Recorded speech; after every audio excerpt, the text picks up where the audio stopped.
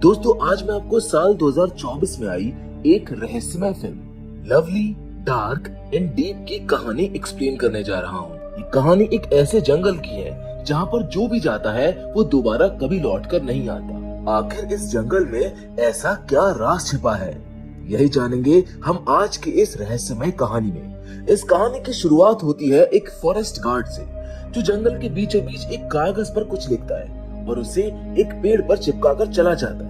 उस नोट पर लिखा होता है कि मैं इस जंगल से एक शरीर उधार ले जा रहा हूँ। वेल, ये कहानी पहले ही मोड से इंटरेस्टिंग हो जाती है। अब इसका क्या मतलब है ये हमको बाद में पता चलेगा। इसके बाद कहानी 3 साल आगे बढ़ जाती है, जहाँ पर हम एक लड़की लेरेन से मिलते हैं, जिसे फॉरेस्ट ऑफिसर की नई नौकरी मिली है और वो अपनी पोस्टिंग पर जा रही होती है। रास्ते में अचानक उसकी गाड़ी के सामने एक काला हिरन आ जाता है। लेनन को समझ पाती उससे पहले ही वो हिरन अचानक गायब हो जाता है। लेनन इस घटना को नजरअंदाज करते हुए आगे बढ़ती है और फॉरेस्ट रेंजर हेडक्वार्टर पहुंच जाती है। यहाँ से सभी नए रेंजर्स को अलग अलग कैंप में ड्यूटी पर भेजा जाना होता है। लेनन बहुत शांत स्वभाव की थी, इसीलिए वो किसी से ज्यादा घुलती मिलती नहीं थी। फिर इन रेंजर्स को एक सीनियर मैनेजर द्वारा कुछ अजीब निर्देश दिए जाते हैं कि जंगल से कुछ भी लेना नहीं है, कुछ भी छोड़कर आना नहीं है और सबसे जरूरी बात, कोई मरेगा नहीं। ये तीनों बातें बाकी रेंजर्स को तो समझ आती नहीं है, लेकिन लेनन इस पर ध्यान देती है। वहाँ पर लगे एक नोटिस बोर्ड पर कई गुमशुदा फॉरेस्ट रेंजर्स की फोटोज लगी थी, जिनमें एक वो गार्ड भी शामिल थी जिसे हमने कहानी की शुरुआत में देखा था। बताया गया कि ये सभी जंगल की ड्यूटी पर गए थे, लेकिन फिर कभी वापस लौट कर ही नहीं आए। अब जब लेनन अपने कैंप की ओर रवाना होती है तो रास्ते में उसकी मुलाकात एक बुजुर्ग जोड़े मिस्टर और मिसेस हीमैन से होती है। ये दोनों लेनन के पुराने गांव के ही थे, इसलिए दोनों के बीच थोड़ी बातचीत हो जाती है। मिस्टर हीमैन बताते हैं कि वो जल्द ही जंगल में कैंपिंग के लिए आने वाले हैं, शायद उनकी मुलाकात हो जाएगी। इसके बाद हेलीकॉप्टर से सभी रेंजर्स को उनके कैंप तक पहुंचाया जाता है। लेनन को उसी कैंप में भेजा जाता है जहाँ से वो फॉरेस्ट गार्ड कभी लौट कर नहीं आया था। वो कैंप की सफाई करती है और रात के खाने के बाद जब आराम करने जाती है तो अपनी छोटी बहन की तस्वीर को देखती है, जो बचपन में इसी जंगल में गुम हो गई थी और फिर वो कभी नहीं मिली। लेनन ने तब ये प्रण लिया था कि वो फॉरेस्ट रेंजर बनकर एक दिन अपनी बहन को ढूंढ निकालेगी और यही उसकी लाइफ का उद्देश्य भी था। लेनन नोटिस करती है कि जहाँ पर उसको पोस्ट किया गया है वहाँ पर कई रेंजर्स इस कैंप में पोस्ट हुए थे और एक एक करके वो सब गायब हो गए। जहाँ अगले दिन उसे अपने सीनियर के ऑर्डर पर 3 दिन की जंगल पेट्रोलिंग पर जाना होता है। चलने से पहले वो अपने रेडियो पर एक न्यूज भी सुनती है, जिसमें बताया जाता है कि जंगल में लोगों के गायब होने की घटनाएं बढ़ रही है और सरकार इस पर कोई कदम नहीं उठा रही है। उसके रेडियो की बैटरी लगभग खत्म हो जाती है और जब वो बैग चेक करती है तो पाती है कि वो एक्स्ट्रा बैटरी लाना भूल गई है। अब वो बिना रेडियो के ही निकल पड़ती है और जब रात हो जाती है तो वो थोड़ा डर जाती है। आखिर ये उसकी पहली रात थी इस सुनसान जंगल में। तभी उसके रेडियो से अजीब सिग्नल्स की आवाज आने लगती है, जबकि उसमें बैटरी नहीं थी। ये देखकर तो वो घबराई जाती है और तभी एक बार फिर से वही रहस्यमय काला हिरन उसके सामने आ जाता है, जिसे उसने पहली बार अपनी गाड़ी के सामने देखा था। लेकिन इस बार भी वो हिरन पल भर में गायब हो जाता है और लेनन डर और हैरानी में डूब जाती है। लेकिन इससे पहले लेनन कुछ समझ पाती, वहाँ पर एक और फॉरेस्ट रेंजर जैक्सन आ जाता है। जैक्सन को भी ठीक लेनन की तरह ही जंगल की 3 दिन की पेट्रोलिंग पर भेजा गया था। इसके बाद वो दोनों एक झरने के किनारे बैठते हैं, जहाँ दोनों साथ खाना खाते हुए बातें करने लगते हैं। बातचीत के दौरान लेनन को पता चलता है कि जैक्सन पिछले 10 सालों से इसी जंगल में रेंजर की ड्यूटी कर रहा है, इसीलिए वो इस जंगल के बारे में काफी कुछ जानता है।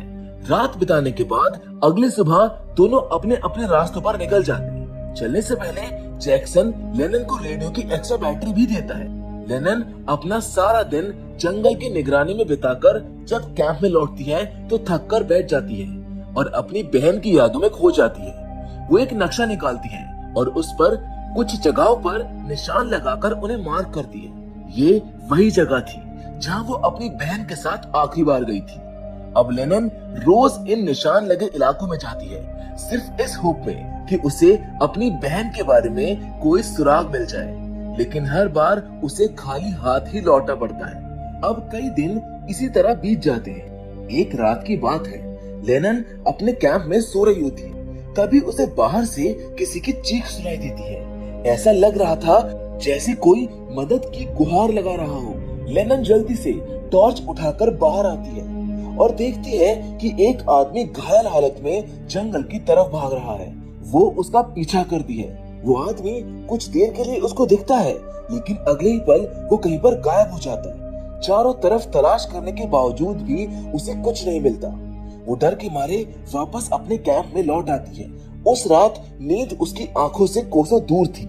अगले दिन लेनन ये बात अपने सीनियर्स को बताती है, जिसके बाद कई रेंजर्स जंगल की गहन तलाशी लेने आते हैं। वहाँ पर उसको पता चलता है कि वो आदमी जो मदद मांगता दिखा था, वो अपनी गर्लफ्रेंड सारा के साथ एक दिन पहले ही कैंपिंग के लिए इस जंगल में आया था और अब दोनों अचानक गायब हो चुके हैं। ये सुनकर लेनन हैरान रह जाती है और बाकी रेंजर्स के साथ मिलकर सारा को ढूंढने की बातें करती है, लेकिन मैनेजर उसको मना कर देता है। वो सिर्फ दूसरे रेंजर्स को तलाश करने के लिए भेजता है और लेनन को कैंप में ही रहने के ऑर्डर्स देता है। लेकिन लेनन कहाँ मानने वाली थी।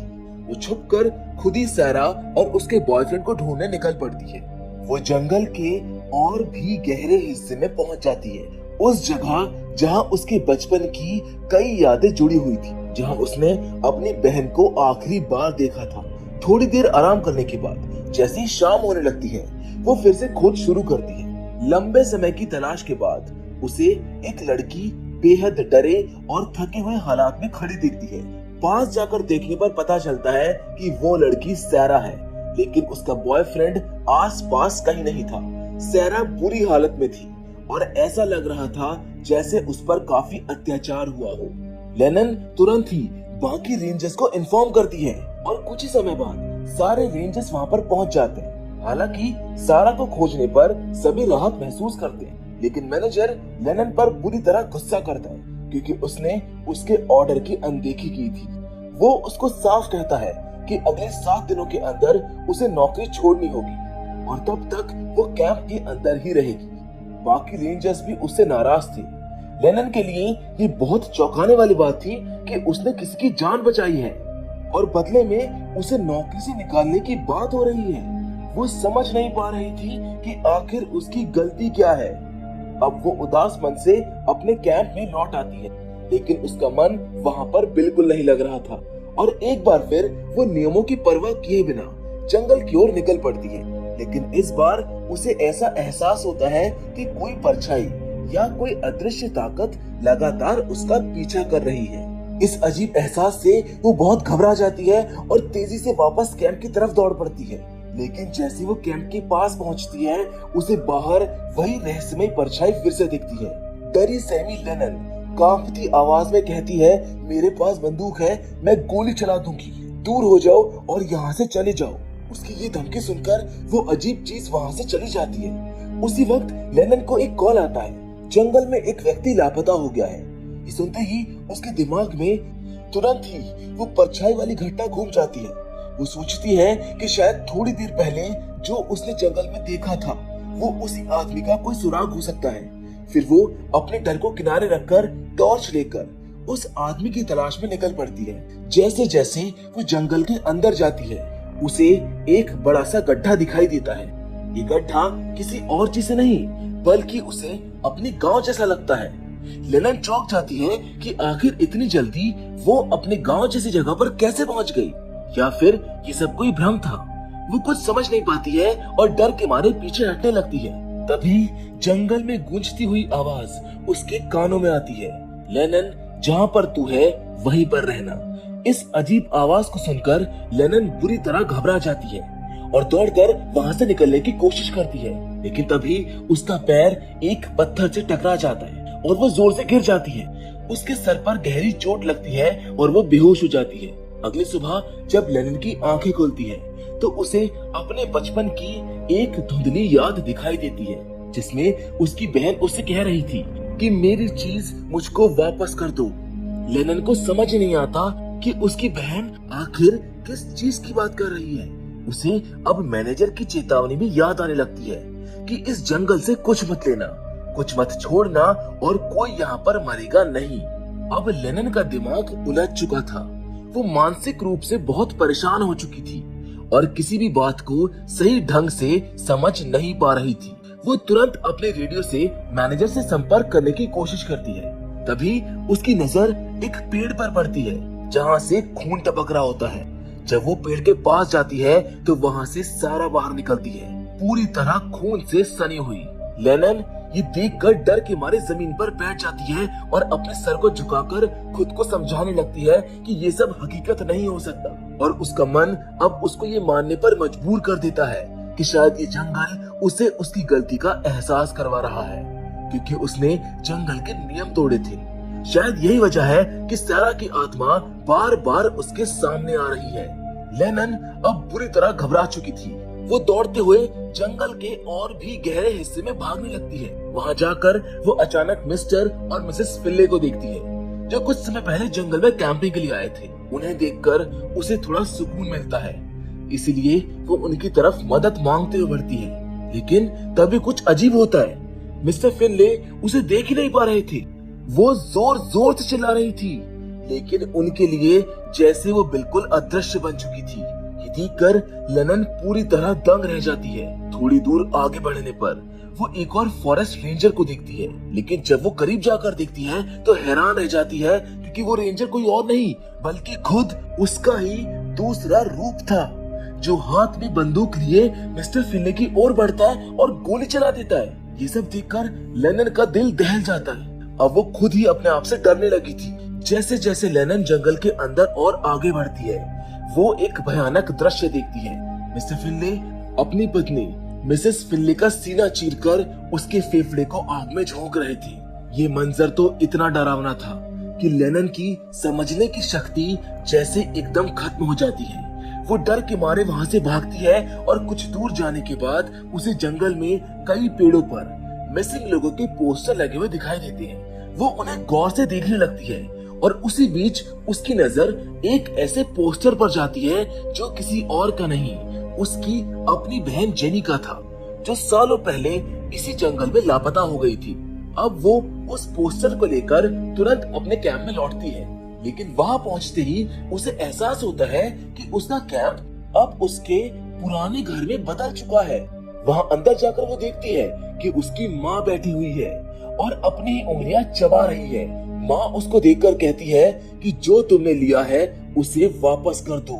लेनिन डरते हुए सीढ़ियां चढ़ती है और ऊपर जाकर देखती है, वहाँ उसकी बहन जेनी की अंतिम यात्रा की तैयारी हो रही है। यानी जेनी अब इस दुनिया में नहीं रही। लेकिन जब लेनिन ताबूत खोलकर देखती है तो उसमें जेनी नहीं बल्कि वही अजीब हिरन पड़ा हुआ था जो उसे पहले कई बार देख चुका था। ये देखकर वो और भी ज्यादा डर जाती है। इसके बाद वो एक कमरे में जाती है जो पानी से भरा हुआ था और पानी के बीचों बीच खड़ी थी उसकी बहन जेनी। जेनी उसको देखकर सिर्फ इतना कहती है, तुम वही हो जहाँ पर तुमको होना चाहिए था। और फिर अचानक से वो गायब हो जाती है। कुछ देर के बाद उसका मैनेजर वहाँ पर पहुँचता है। लेनिन उससे पूछती है, क्या तुम असली हो या कोई भ्रम? मैनेजर जवाब देता है, मैं असली हूँ और मैं तुम्हारे कैंप में ही हूँ।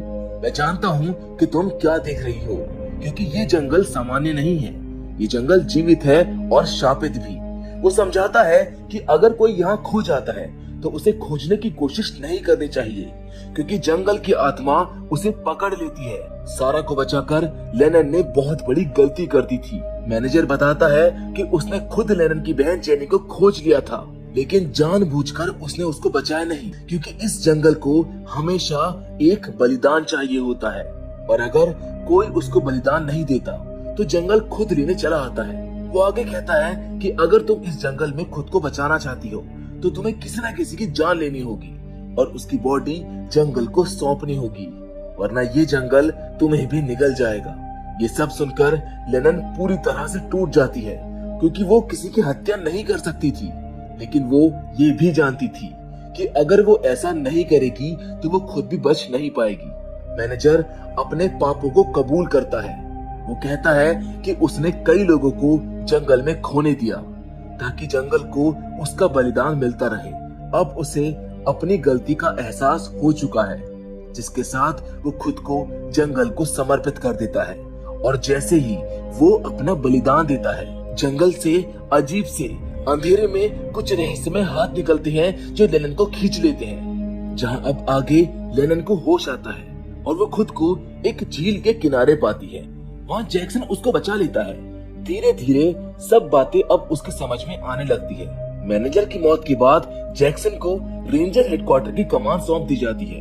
वो अब नए रेंजर्स को वही पुराने नियम सिखाता है, जंगल से कुछ मत लेना, कुछ मत छोड़ना और सबसे जरूरी बात, मरना नहीं है। अब लेनन, जो अब जंगल के हर रहस्य और नियम को अच्छे से समझ चुकी थी, फिर से अपनी ड्यूटी पर जंगल के कैंप में लौट जाती है। और एक दिन जब वो जंगल में गश्त लगा रही होती है तो एक लापता टूरिस्ट उससे टकरा जाता है। वो पूछता है, तुम सच में हो या कोई भ्रम है? लेनन, जो अब जान चुकी थी कि इस जंगल में क्या गलती नहीं करनी है, वो उसको जवाब देती है कि मैं तुम्हारी कल्पना हूँ। और वो वहां से चुपचाप आगे बढ़ जाती है। तो दोस्तों, इसी रहस्यमय मोड़ पर ये कहानी खत्म हो जाती है। ये डरावनी और रहस्य से भरी फिल्म लवली, डार्क और डीप अगर आपको पसंद आई हो तो इसे लाइक और शेयर जरूर करें। बाकी आप हमारे चैनल पर अगर नए हैं तो हमारे चैनल को सब्सक्राइब करना ना भूलें, ताकि अगली बार जब भी हम कोई थ्रिलर या हॉरर मूवी लेकर आए तो आपसे मिस ना हो। फिलहाल आज की इस वीडियो में तो बस इतना ही, लेकिन हम फिर से जरूर मिलेंगे, और वो भी एक और नई इंटरेस्टिंग कहानी के साथ। पर तब तक के लिए धन्यवाद।